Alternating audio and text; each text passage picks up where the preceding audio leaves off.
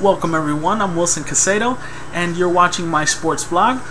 We're going to be talking about a few topics in the world of sports. We're going to start off with Major League Baseball's All-Star festivities, talk about some of the snubs, and also the final vote for the last two spots, one for each league, that the Major League Baseball has been running now for the last few years. It's a hit. Guys get a chance to get in there that normally wouldn't have had a chance, in previous years, possibly.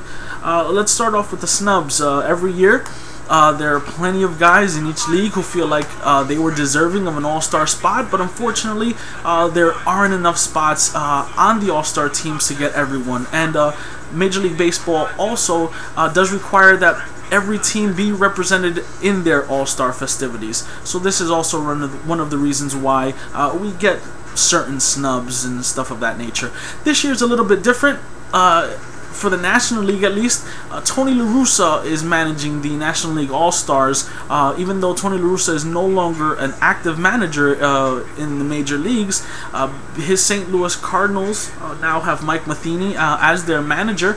But La Russa again will be managing the ball club, which has drawn some, backlash from certain organizations, certain players, certain managers. Dusty Baker and the Reds seem to be the prime suspect here, as Johnny Cueto, Dusty Baker, and others have gone ahead and kind of questioned the integrity of Tony La Russa and some of his choices, which leads me to my first snub. Johnny Cueto is having himself a spectacular season, but if you recall, he was one of the participants in that brawl that the St. Louis Cardinals had with the Cincinnati Reds. If you remember, that was the altercation where he was kicking his opponents while he was up against the fence. It was a very ugly scene. And some people have said that it's a possibility that was never forgotten, and Johnny was not too happy about it. But if you look at Johnny Cueto's numbers, he's 9-4 this season with an ERA of 2.26. So he has a very valid argument as far as wanting and maybe deserving to be in that All-Star game. He would have to, look at a guy like Zach Greinke as well, who was a snub this year, who's been pitching lights out for the Milwaukee Brewers. He's 9-2 with a 3.08 earned run average.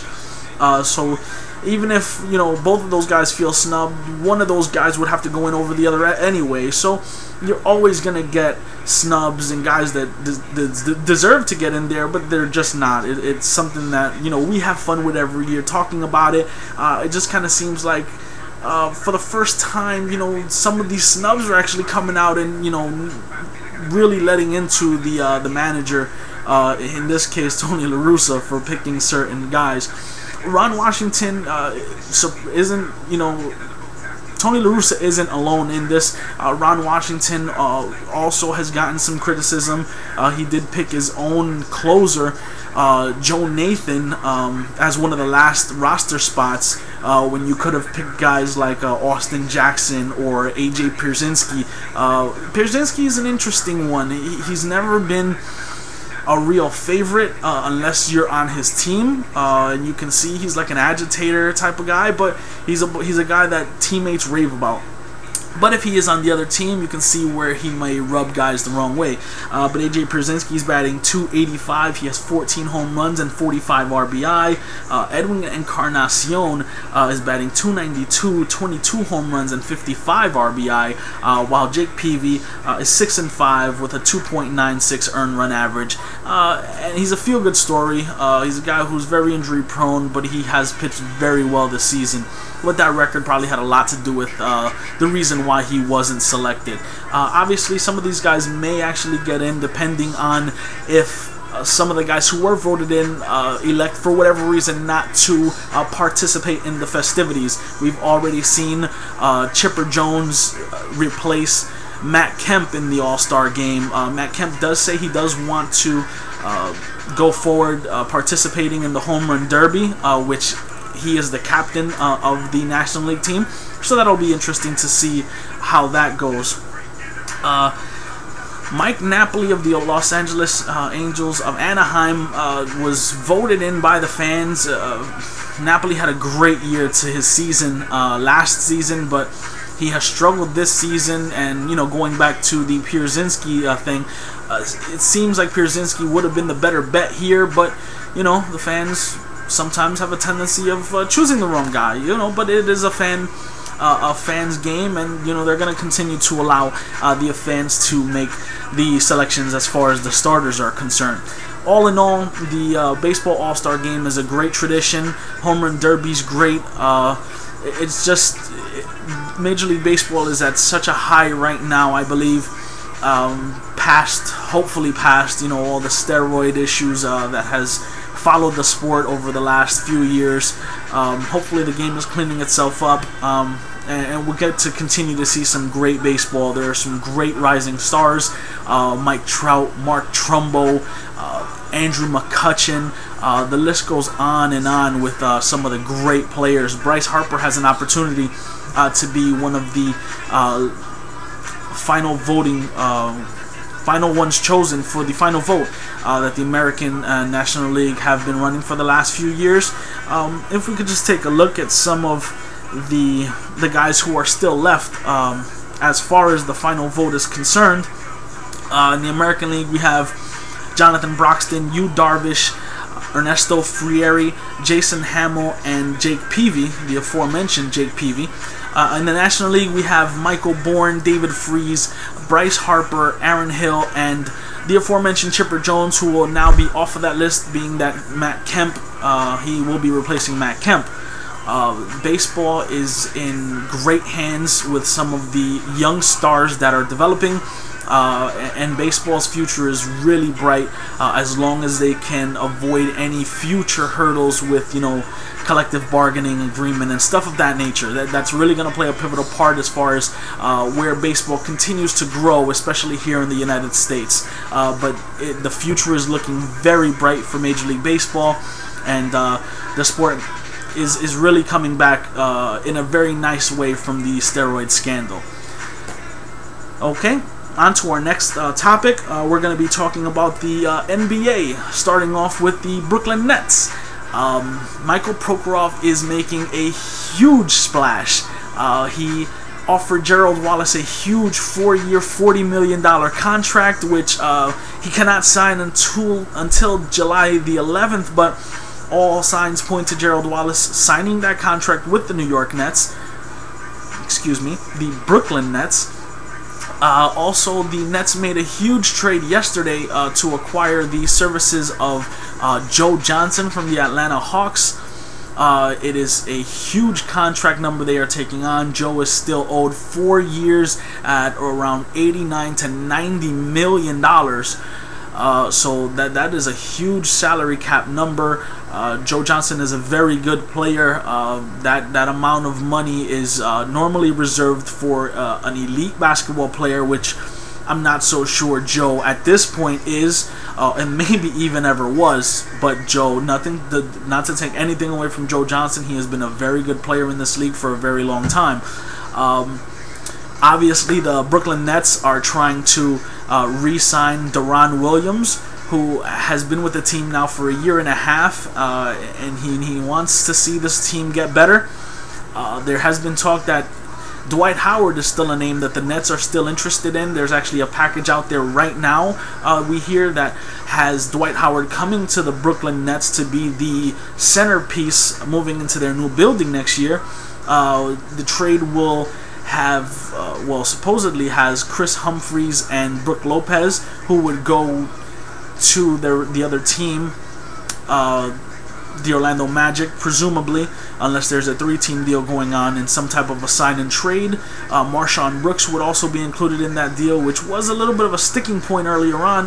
Marshawn Brooks is a very talented basketball player, can put the ball in the basket, and we'll see going forward if he's the main piece in this deal.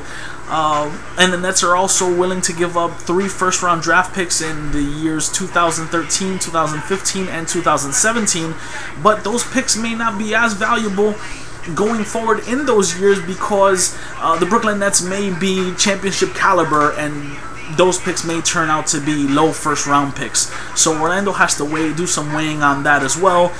Some other suitors for Dwight Howard's services: the Los Angeles Lakers, the Atlanta Hawks, even the Houston Rockets. The free agent signing period has begun. The frenzy is about to begin as soon as some of the bigger, we like to call them dominoes, fall. Steve Nash has his eye on the, possibly has his eye on the New York Knicks. The New York Knicks have a few different things that they have to take care of this offseason, namely a point guard, whether that be Jeremy Lin, or if they decide to go the route of a trade, sign and trade, or sign a free agent outright. Steve Nash is out there. Andre Miller's just off the board, so he's not one of those guys. But you still have Raymond Felton. So the Knicks have some options there, but you would think they'd want to sign Jeremy Lin, but Jeremy Lin is a restricted free agent, but he can be offered contracts by the different teams. The Knicks would just have to decide whether they wanted to go ahead and match the offer sheet that a team presumably would offer Jeremy Lin. He's scheduled to meet with the Houston Rockets in a day or two. The interesting thing is, it's no done deal that Jeremy Lin is going to be re-signing with the Knicks, because if a team backloads Jeremy Lin's contract, which is what they consider a poison pill type of contract, where they'll backload the contract, Jeremy Lin can only sign for the first 2 years for roughly around $5 million each year. But in the third and fourth years of a potential contract, those numbers could go up all the way to $15 million. I really don't think the New York Knicks would want to go ahead and pay Jeremy Lin $15 million over the last 2 years of that contract, especially when they have, as of constructed right now, 3 players who are making significant amount of money in that year. Those three players being Carmelo Anthony, Amari Stoudemire, and Tyson Chandler. So we'll see where the Knicks go from there. The Knicks have plenty of work to do. They underachieved last year to an extent, although once Mike Woodson took over the team, obviously the Knicks went 18-6, and for most of that stretch looked like the team that we thought they were going to be. Although they did have an uninspiring sometimes and a very weak first-round exit versus the eventual champion Miami Heat. The Knicks still have other key free agents that they need to either re-sign or replace. Most notably J.R. Smith, Steve Novak, and again Jeremy Lin. Landry Fields seems like he's intent on moving on from the New York Knicks. He has signed an offer sheet with the Toronto Raptors. The New York Knicks have been Landry Fields' only team, and the New York Knicks can actually match the offer sheet signed by Fields from the Raptors within the next 3 days. If they don't match the offer sheet, he will become property of the Toronto Raptors. Landry Fields had a very good start to his professional career under Mike D'Antoni in that run and gun type of offense that he ran. He flourished in that system. When Carmelo Anthony was acquired, though, he never really found his groove. He's still a very, very nice young ball player, plays pretty good defense at the shooting guard position, but he struggled from the three-point line, and he just has not meshed well since the acquisition of Carmelo Anthony. Reports have Marcus Camby saying that he is interested in returning back to the New York Knicks. If you recall, Marcus Camby was a New York Knick for 4 years and was the center on the team that went to the NBA Finals in 1999, the year when Patrick Ewing was hurt.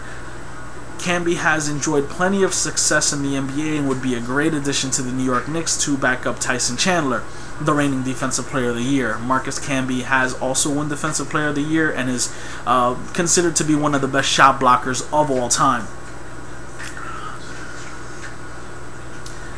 Alright, and that is it for my blog this week. If you have any questions, you could just post any comments, and I'll try to get responses back to you. Next week, we'll see what interesting topics we can talk about. Thank you very much for tuning in. Have a good day.